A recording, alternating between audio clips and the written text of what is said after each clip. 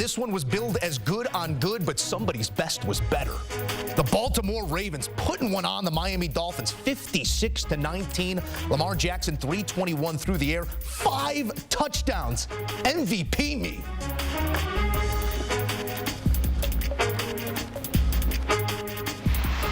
All right, let's take you right to the site where our guy Charles Davis is standing by with reaction. Charles, maybe just a wow is in order right now with the way that the Ravens went about their business in this one. You talked about it at halftime a bit. It was counterpunches in the first half, seeming that the Ravens always had one, and then a flurry of them in the second half. What do you make of the way they controlled and dictated the pace of this ball game? Yeah, let's start with what you asked for, Joe. Wow. Okay? Because it's worthy of a wow. But to answer your question, I go back to something. I talked with Frank Smith, the offense coordinator of the Miami Dolphins, and he said, our biggest task in this game on offense is to dictate terms to a defense that's used to doing that, exactly that, dictating terms. Today, starting with, I think, the second part of the second quarter, Baltimore's defense started dictating again. Because in the early part, Miami's offense had it going. Everything they threw at them, the motions, the shifts, they had every kind. They didn't have them confused as much as they created space. Remember, with Miami, they want to use length and width. Every blade of grass, get you in conflict, all those beautiful buzz terms, and they did it.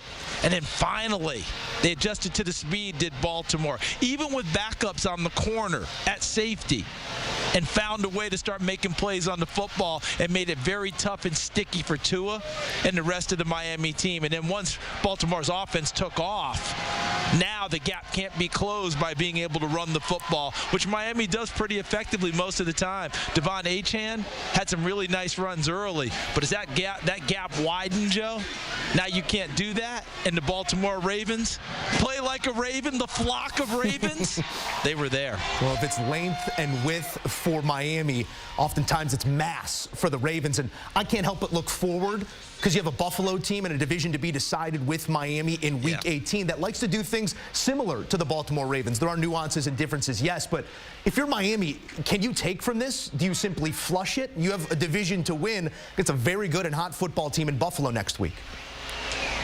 Yeah, I think you got to flush it because you can't take much with you. If you carry it with you, it's just going to bog you down.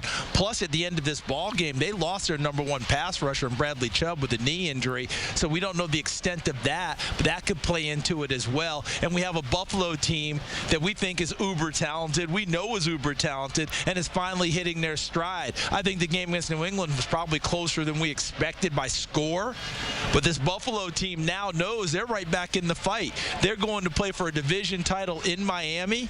The interesting part's going to be, can Buffalo adjust to the speed of Miami as quickly as Baltimore did today? They did it the first time out because it was a very similar game. In fact, I just watched it getting ready for this one.